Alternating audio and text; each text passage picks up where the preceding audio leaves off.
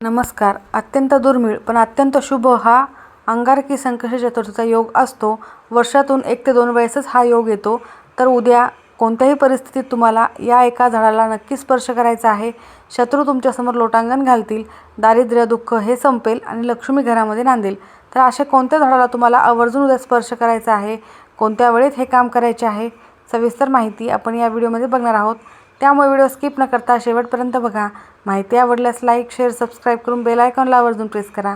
Comment बॉक्समध्ये ओम गण गणपती नमः लिहायला अजिबात विसरू नका. जेव्हा संकष्टी चतुर्थी मंगळवारी येते तेव्हा तिला अंगारकी संकष्टी चतुर्थी असे म्हटले जाते.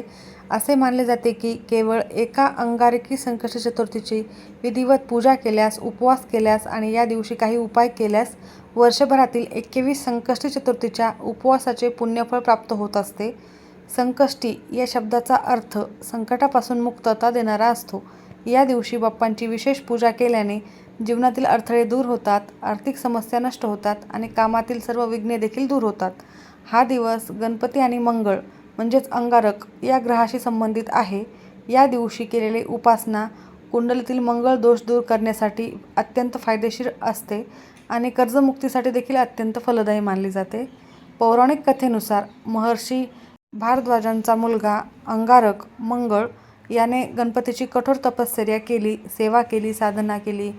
गणपतीने प्रसन्न होऊन त्याला वर दिला की मंगळवारी येणारी चतुर्थी अंगारकी चतुर्थी म्हणून ओळखली जाणार आहे. या दिवशी भक्तांच्या सर्व इच्छा देखील पूर्ण होतील. या दिवशी भाविक सूर्योदयापासून चंद्रोदयापर्यंत उपवास धरतात आणि रात्री चंद्रदर्शन करून चंद्राला अर्घ्य दिल्यावरच उपवास सोडला जातो. तर उद्या चंद्रोदयाची वेळ आहे रात्री 10:18. तुमच्या एरियानुसार थोड्याफार मिनिटांचा फरक पडू शकतो. चंद्रदेवताला अर्घ्य देऊन गणपती बाप्पांची विधिवत पूजा करून संध्याकाळी तुम्हाला या वेळेत उपवास सोडायचा आहे. मैत्रिणींनो, उद्याचा हा दिवस साधा सोपा नाही आहे आणि मी तुम्हाला जे झाड सांगणार आहे ते झाड देखील निश्चितच खूप प्रभावी झाड आहे, खूप दैवी शक्ती असलेले झाड आहे. तुम्हाला जर काही शत्रू त्रास असेल, वारंवार तुम्हाला अनेक संकटांना सामोरे जावे लागत असेल, कधीकधी आपण काही गोष्टींची खरेदी करतो किंवा मग आपली प्रगती होत राहते आणि आपल्या आजूबाजूंच्या काही लोकांनाच हे सहन होत नाही आणि त्यांची वाईट नजर तुमच्यावर पडते. त्यानंतर तुमच्या घरामध्ये सुरू होतो तो वादविवाद, क्लेश, भांडणे किंवा मग कोणत्याही कामामध्ये यश न मिळणे. तर अशी वाईट नजर आणि असा शत्रू त्रास नष्ट होण्यासाठी हा उपाय खूप फायदेशीर ठरणार आहे. त्यासोबतच घरातील दारिद्र्य, दुःख हे संपुष्टात येणार आहे आणि असे झाल्यास अलक्ष्मी घराच्या बाहेर निघून जाणार आहे आणि माता लक्ष्मी साक्षात तुमच्या घरामध्ये वास करेल. विशेषतः हे झाड गणपती बाप्पांना अतिशय प्रिय आहे. गणपती बाप्पांनाही प्रिय असलेली वनस्पती या दिवशी आपण काही उपाय केल्याने घरामध्ये सुखसमृद्धी येत असते आणि बुद्धी तीक्ष्ण होते. त्यासोबतच नकारात्मक ऊर्जा नष्ट करण्याची ताकद देखील या वनस्पतीमध्ये आहे. या झाडाची पूजा केल्याने कुटुंबातील कलह, अडथळे दूर होतात. तर तुम्हाला फक्त स्पर्शच करायचा नाही आहे, तर मी तुम्हाला काही वस्तू सांगणार आहे, त्यासोबत घेऊन जायचे आहे. त्यानंतर झाडाला स्पर्श करायचा आहे. संपूर्ण नियम मी तुम्हाला या व्हिडिओमध्ये सांगणार आहे. तुम्ही ते शेवटपर्यंत नक्की बघायचे आहे. ज्यांच्या कुंडलीमध्ये शनिदोष किंवा साडेसाती सुरू आहेत त्यांच्यासाठी देखील हा फलदायी ठरणार आहे हा उपाय. तर फक्त ह्या झाडांना फक्त स्पर्शच करून तुम्हाला अजून एक छोटासा उपाय देखील करायचा आहे. यामुळे कर्जमुक्ती देखील होऊ शकते. तुमच्या आयुष्यात अनेक संकटे असतील ते देखील दूर होतात. बुद्धी आणि एकाग्रता वाढते. मुलांच्या देखील अभ्यासामध्ये प्रगती होते आणि शनिदोष दूर होणार आहे. त्यासोबतच राहूचा दोष देखील दूर होईल. राहू प्रभाव कमी होत असतो. शारीरिक आणि मानसिक आजारांपासून, क्लेशांपासून मुक्ती मिळते. तर इतके महत्त्वाची ही वनस्पती अशी कोणतीच आहे तर आहे, खूप महत्त्वाची आहे आणि धार्मिक मान्यतेमध्ये हिला खूप महत्त्व आहे. तर उद्या प्रारंभ हा चतुर्थीचा 5 मे 2026 रोजी पहाटे 5:24 होणार असून अंगारकी संकष्टी चतुर्थी समाप्ती ही 6 मे रोजी सकाळी 7:51 असणार आहे. जेव्हा संकष्टी मंगळवारी येते तेव्हा अंगारकी योग हा तयार होतो. वर्षभरातील 21 चतुर्थीचे पुण्यफळ प्राप्त होते. तर मी तुम्हाला ज्या झाडाबद्दल सांगणार आहे हे झाड प्रत्येकाला माहीतच असेल, कदाचित त्याचे महत्त्वही प्रत्येकांना माहीत असेल. तर ते झाड दुसरे तिसरे कोणतेही नसून गणपती बाप्पांची अतिशय प्रिय वनस्पती आहे. तर हा उपाय आपल्याला कोणत्या वेळेत करायचा आहे हे सर्वप्रथम पाहूया. तर हा उपाय तुम्ही उद्या दिवसभरात कधीही करू शकता. जेव्हा तुम्हाला वेळ मिळेल त्या वेळेत करायचा आहे. सकाळी लवकरात लवकर केलात तरी चालेल किंवा संध्याकाळी केला तरी चालेल किंवा दिवसभरात केला तरी चालेल. तर ही वनस्पती दुसरी तिसरी कोणतीही नसून ते आहे शमीचे झाड. याला खूप महत्त्व आहे. तुमच्या घराजवळ असेल तर नक्की तुम्ही याचा उपाय करा. त्यासोबतच अजून एक आहे दुसरे झाड, मी ते देखील तुम्हाला या व्हिडिओमध्ये सांगणार आहे. ज्याच्या घराजवळ शमीचे झाड नसेल त्याने मग दुसऱ्या झाडांसंबंधित देखील एक उपाय करू शकता. त्याने देखील तुमच्या आयुष्यातील सर्व संकटे हे दूर होतील. तर शमीच्या झाडाला आपण एक वस्तू अर्पण करायची आहे आणि तुम्ही असे केल्याने अडलेली कामेही मार्गी लागतील. कारण अडलेली कामं दूर करणाराच विशेषतः महत्त्वाचा असलेला हा गणपती बाप्पा जो इच्छापूर्ती करणारा, विघ्न दूर करणारा आहे. तर तुम्हाला त्याच्या प्रिय असलेल्या या झाडाला एक वस्तू व्हायची आहे. ते म्हणजे सर्वप्रथम तुम्हाला उद्या सकाळी लवकर उठायचे आहे, स्नान करायचे आहे. त्यानंतर एका तांब्यामध्ये तुम्हाला पाणी घ्यायचे आहे. पाण्यामध्ये तुम्हाला थोडीशी हळद टाकायची आहे आणि एक फूल टाकायचे आहे, कुंकू थोडे टाकायचे आहे आणि थोड्याशा अक्षता टाकायच्या आहेत आणि सोबतच एक दिवा घेऊन जायचं आहे. आणि हे सर्व साहित्य घेऊन तुम्हाला शमीच्या झाडाजवळ जायचे आहे. शमीच्या झाडाजवळ गेल्यानंतर तुम्हाला त्या झाडाला पाणी अर्पण करायचे आहे. सर्वप्रथम तिथे दिवा प्रज्वलित करायचा आहे आणि त्यानंतर हळद, कुंकू, अक्षता, फुले अर्पण करायचे आहे, नमस्कार करायचा आहे आणि पाणी अर्पण करून तुम्हाला त्याला प्रदक्षिणा करायच्या आहेत. 7 प्रदक्षिणा करू शकता. ओम गण गणपते नमः या मंत्राचा तुम्हाला जप करायचा आहे. तर असे केल्याने आणि स्पर्श करताना, पूजा करताना मनामध्ये शुद्ध भाव ठेवावा. ओम गण गणपते नमः या मंत्राचा जप करायचा आहे. झाडाला स्पर्श करताना सूर्यास्तापूर्वी करणे लाभदायक ठरणार आहे. म्हणून तुम्हाला संध्याकाळी सूर्यास्तापूर्वीच हे उपाय केल्यास प्रचिती त्याची लवकरात लवकर येईल. त्यानंतर तुम्हाला तुमच्या उजव्या हाताचा स्पर्श त्या शमीच्या झाडाला करायचा आहे. जर तुमच्या घराजवळ जर शमीचे झाड नसेल तर मग दुसरे कोणते झाड आहे ते देखील मी तुम्हाला सांगणार आहे. तुम्ही तिथे देखील एक प्रकारे हा विधी केल्यानंतर तुम्हाला निश्चितच त्याचे देखील पुण्यफळ प्राप्त होईल. तर तुम्ही शमीच्या झाडाला स्पर्श करायचा आहे. त्यानंतर तुमच्या मनामध्ये जी काही इच्छा आहे तिथे बोलायची आहे.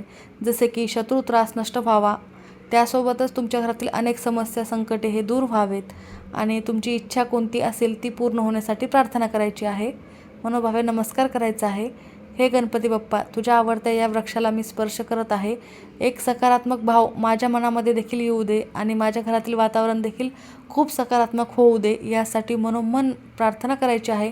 तुम्ही फक्त हे छोटेसे काम करून बघा आणि तुमच्या आयुष्यामध्ये नक्कीच तुमच्या नशिबाची किल्ली ही तुमच्या हातातच आहे आणि तुम्ही हा उपाय केल्याने तुमच्या आयुष्यात नक्कीच बदल झालेला तुम्हाला दिसेल. कारण शमीच्या झाडाला हिंदू धर्मात अत्यंत पवित्र आणि मंगलकारी मानले जाते. विशेषतः गणपती बाप्पा आणि शनिदेवाच्या पूजेमध्ये शमीचे अनन्यसाधारण महत्त्व आहे. शमी ही गणपती बाप्पांना प्रिय असली तरीही अंगारकी संकष्टी चतुर्थीच्या दिवशी बाप्पांना शमीची पाने अर्पण केल्याने बुद्धी तीक्ष्ण होते आणि घरामध्ये सुखसमृद्धी येते. तुम्ही हा उपाय करताना एक पान जरी घरी घेऊन आले आणि ते गणपती बाप्पांच्या चरणी अर्पण केले तर त्याचे देखील तुम्हाला खूप चांगले परिणाम पाहायला मिळतील. त्यासोबतच शमीमध्ये नकारात्मक ऊर्जा नष्ट करण्याची ताकद असते अशी देखील मान्यता आहे. या झाडाची पूजा केल्याने कुटुंबातील कलह आणि अडथळे देखील दूर होतात.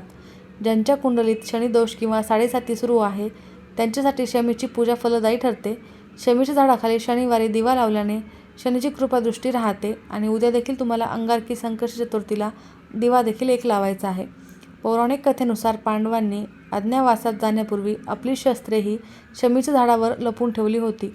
तसेच प्रभू रामचंद्राने देखील रावणावर स्वारी करण्यापूर्वी शमीची पूजा केली होती. म्हणूनच विजयादशमीला शमीच्या पानांचे सोने म्हणून देवाणघेवाण केली जाते. वास्तुशास्त्रानुसार घराच्या ईशान्य किंवा उत्तर दिशेला शमीचे झाड असणे अत्यंत शुभ मानले जाते. यामुळे घरामध्ये सकारात्मक ऊर्जाही येत असते. या दिवशी गणपती बाप्पांना ओम गणाधिपतये नमः हा मंत्र म्हणत शनीची 21 पाने जर अर्पण केली तर हे देखील अत्यंत शुभ मानले जाते. ज्यांना मंगळ दोषाचा त्रास आहे त्यांनी या दिवशी शमीच्या पानासोबतच बाप्पांना लाल सिंदूर अर्पण करायचा आहे. त्यासोबतच कर्जमुक्तीसाठी देखील शमीच्या झाडाची साल जर तुम्हाला मिळाली किंवा पान मिळाले तर गणपती बाप्पांना वाहून गणपती अथर्वशीर्षाचे एक वेळेला पठण केल्यास अडकलेली कामेही मार्गी लागतात, आर्थिक मार्ग मोकळे होतात, तुमची आर्थिक प्रगती होते आणि कर्जमुक्ती व्हायला मदत होते. त्यासोबतच अंगारकी संकष्टीला संध्याकाळी शमीच्या झाडाजवळ एक शुद्ध तुपाचा दिवा लावल्याने अत्यंत शुभ मानले जाते. म्हणून तुम्ही आवर्जून उद्या संध्याकाळी एक दिवा देखील लावायचा आहे, तोही तुपाचा. अंगारकीला शमी अर्पण करून व्रत केल्यास वर्षभरातील सर्व संकष्टीचे पुण्यफळ मिळते. जीवनातील मोठे अडथळे दूर होतात, करिअरमधील अडचणी दूर होतात आणि विवाहातील विलंब देखील दूर होतो. मुलांच्या अभ्यासात प्रगती होते आणि एकाग्रता वाढावी यासाठी या दिवशी शमी अर्पण करणे लाभदायक ठरते. शमीचा संबंध शनिग्रहाशी असल्यामुळे या दिवशी उपाय केल्याने साडेसातीही दूर होते, राहूंचा प्रभाव कमी होतो आणि गणपती बाप्पांचा आशीर्वाद देखील प्राप्त होतो.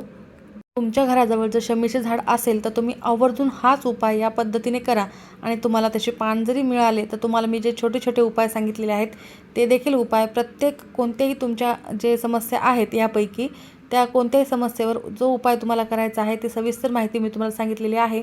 तर तुम्ही पानांचा देखील उपाय करू शकता. आणि जर तुमच्या घराजवळ शमीचे झाड नसेलच तर मग तुम्हाला अनेक धार्मिक संदर्भानुसार पिंपळाच्या झाडामध्ये सर्व देवी देवतांचा वास असतो, म्हणून तुम्हाला पिंपळाच्या झाडाला देखील एक उपाय करायचा आहे. तर मंगळवारी येणाऱ्या अंगारकी संकष्टी चतुर्थीला पिंपळाच्या झाडाला स्पर्श केल्याने किंवा त्याला प्रदक्षिणा घातल्याने ग्रहांचा दोष, विशेषतः मंगळ आणि शनी ग्रहाचा दोष हा कमी होतो आणि शत्रूवर विजय मिळवण्यास मदत होते. म्हणून तुम्हाला मी जे प्रकारे सांगितलेले आहे की शमीच्या झाडाची कशी विधिवत पूजा करायची आहे त्याप्रमाणेच एका तांब्यामध्ये पाणी घेऊन त्यामध्ये हळद, कुंकू, अक्षता, फूल टाकायचे आहे, थोडीशी हळद टाकायची आहे, एक दिवा प्रज्वलित करून घ्यायचा आहे, तेलाचा घेऊ शकता, तुपाचा घेऊ शकता. त्यानंतर उदबत्ती घ्यायची आहे आणि हे सर्व साहित्य घेऊन तुम्हाला थोडेसे हळद, कुंकू, अक्षता सर्व साहित्य घेऊन तुम्हाला पिंपळाच्या झाडाजवळ जाऊन विधिवत पूजा करायची आहे. प्रथम दिवा प्रज्वलित करायचा आहे, त्यानंतर पाणी अर्पण करायचे आहे, त्यानंतर हळद, कुंकू, अक्षता, फुले वाहून नमस्कार करायचा आहे. ओम गणपती नमः या मंत्राचा जप करायचा आहे, 7 प्रदक्षिणा करायच्या आहेत आणि त्यानंतर तुमची इच्छा मागायची आहे. तुमचा उजवा हात जो आहे तो त्या झाडाला स्पर्श करून तुमचा शत्रू त्रास नष्ट होण्यासाठी आणि कोणत्याही कामामध्ये यश मिळण्यासाठी इच्छा मागायची आहे. यामुळे देखील तुमचा शनिदोष, मंगळ दोष हा दूर होईल. गणपती बाप्पांचे देखील आशीर्वाद प्राप्त होतील. शमीचे झाड तुमच्या घराजवळ असेल तर तो उपाय करा, तो नसेल तर मग तुम्ही पिंपळाच्या झाडाचा देखील हा उपाय करू शकता. अतिशय फायदेशीर ठरेल. उद्या चंद्रोदयाची वेळ आहे रात्री 10:18. तुमच्या एरियानुसार 1-2 मिनिटे कमी जास्त होऊ शकतात. तर या वेळेतच तुम्हाला उपवास सोडायचा आहे. गणपती बाप्पांची विधिवत पूजा करून नैवेद्य आरती करून उपवास सोडायचा आहे. तर नक्की या प्रकारे हे उपाय करा. माहिती आवडल्यास लाईक करा. धन्यवाद.